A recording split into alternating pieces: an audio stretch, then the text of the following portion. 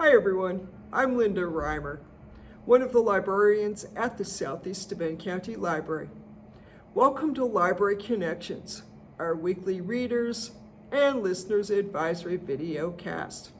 Enjoy. Library Connections number 134. This is the Friday, March 3rd, 2023 edition of Library Connections. Jumping right in with the top 5 fiction bestsellers for the week from the New York Times. At number 1, Things We Hide from the Light by Lucy Score, the second book in the Knock 'em Out series. A woman with some secrets and the chief of police have different ideas about where things are headed. At number 2, It Starts With Us by Colleen Hoover. In the sequel to It Ends With Us, Lily deals with her jealous ex-husband as she reconnects with her first boyfriend. At number 3, It Ends With Us by Colleen Hoover. A battered wife, raised in a violent home, attempts to halt the cycle of abuse. At number 4, Lessons in Chemistry by Bonnie Garmus. A scientist and single mother living in California in the 1960s becomes a star on a TV cooking show. And at number 5, Burner by Mark Greaney, the 12th book in the Gray Man series. Stolen records, the Russian mafia, and the CIA complicate things for Court Gentry and his lover. Moving on to the top 5 nonfiction bestsellers of the week. At number 1, Spare by Prince Harry. The Duke of Sussex details his struggles with the royal family, loss of his mother, service in the British Army, and marriage to Meghan Markle. At number 2, It's Okay to Be Angry About Capitalism by Bernie Sanders with John Nichols. The Vermont senator depicts the impact capitalism has on key areas of our lives and ways to address this. At number 3, The Body Keeps the Score by Bessel van der Kolk. How trauma affects the body and mind, and innovative treatments for recovery. At number 4, I'm Glad My Mom Died by Jeanette McCurdy. The actress and filmmaker describes her eating disorders and difficult relationship with her mother. And at number 5, The Light We Carry by Michelle Obama. The former First Lady shares personal stories and the tools she uses to deal with difficult situations. Our first recommended read for this week is the novel Black Candle Women by Diane Marie Brown. 4 generations of Montrose women navigate secrets and a family curse. Anyone the women fall in love with will die prematurely. When 17-year-old Nikki brings home a boy, Felix, her mother, Victoria, does everything she can to keep them apart. While she lights a black candle and presents offerings to the Iowa, her sister Willow is more sympathetic to Nikki and secretly offers up a spell to keep Felix around. Nan Augusta, left unable to speak after several strokes, tries to justify keeping her past a secret from her granddaughters and great-granddaughter, that the reason for the curse is not because they are female descendants of the powerful Lenora, but because of something she did in 1950s New Orleans, when she was learning hoodoo and falling in love for the first time. Brown deftly portrays an insular family of women in all its complicated glory, in alternating chapters narrated by each of the 4 women. Each woman's voice is unique and captures her essence, too.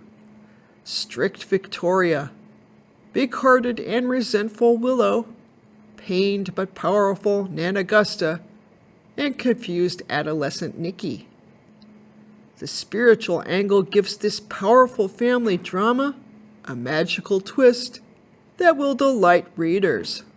And that's the book list review.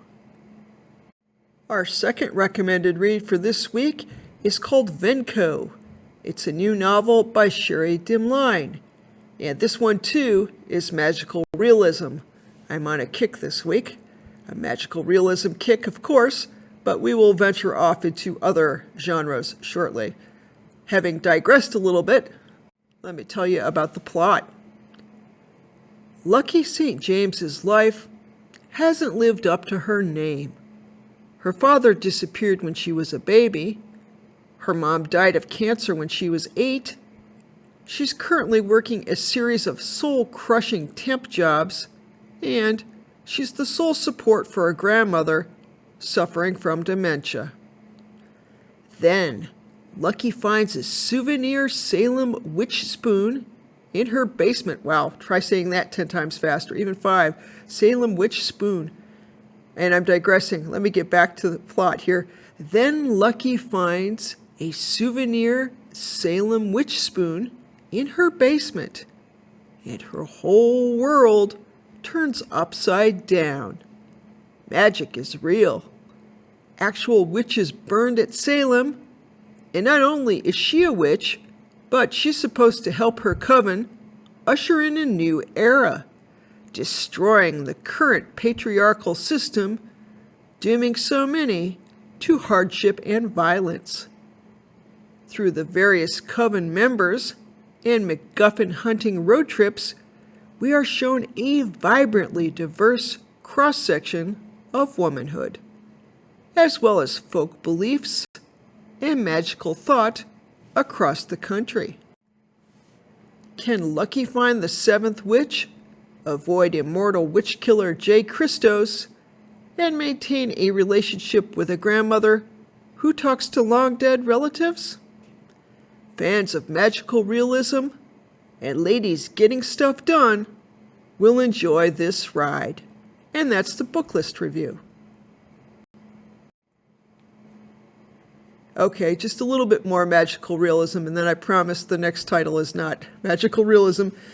Our first audiobook recommendation for this week is called My Soul to Keep by Tanariv Due. The audio is read by Peter Francis James. When Jessica marries David, he is everything she wants in a family man: brilliant, attentive, ever youthful. Yet she feels something about him is just out of reach. Soon, as people close to Jessica begin to meet violent, mysterious deaths, David makes an unimaginable confession. More than 400 years ago, he and other members of an Ethiopian sect traded their humanity so they would never die, a secret he must protect at any cost. Now, his immortal brethren have decided David must return and leave his family in Miami. Instead, David vows to invoke a forbidden ritual to keep Jessica and his daughter with him forever. Harrowing, engrossing, and skillfully rendered, My Soul to Keep traps Jessica between the desperation of immortals who want to rob her of her life and a husband who wants to rob her of her soul. With deft plotting and an unforgettable climax, this tour de force, reminiscent of early Anne Rice, will win Due a new legion of fans. Now moving on to our second audiobook recommendation for this week, and completely out of the magical realism genre. This one is a thriller. It's the new novel by Frank Sinnett. It's called Shadow State. The audio is read by Chris Lutkin. Rafe Hendricks, formerly of the U.S. Army Rangers, was in charge of the Secret Service detail responsible for protecting the president. Violating a direct order, he saved an important life, but others were lost in the resulting carnage. When the political dust clears, Rafe is left without a job. Uprooting himself and moving to Texas, he finds a sense of peace, a home, and a new relationship, all of which could come crashing down around him when his past and his present collide.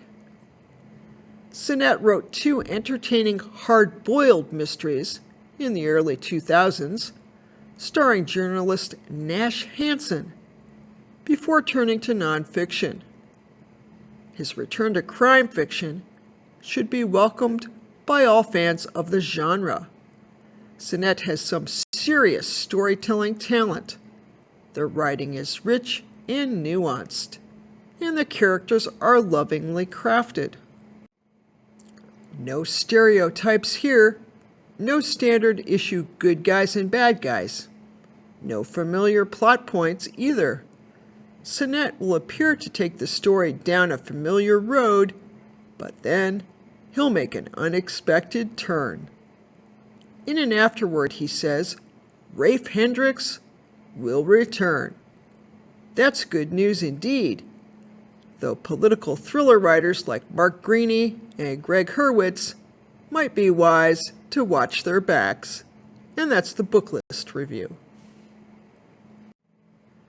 Want more reading, listening, and viewing recommendations? Check out the Tech and Book Talk blog, which offers weekly and monthly recommendations. It's found online at sscltech.com.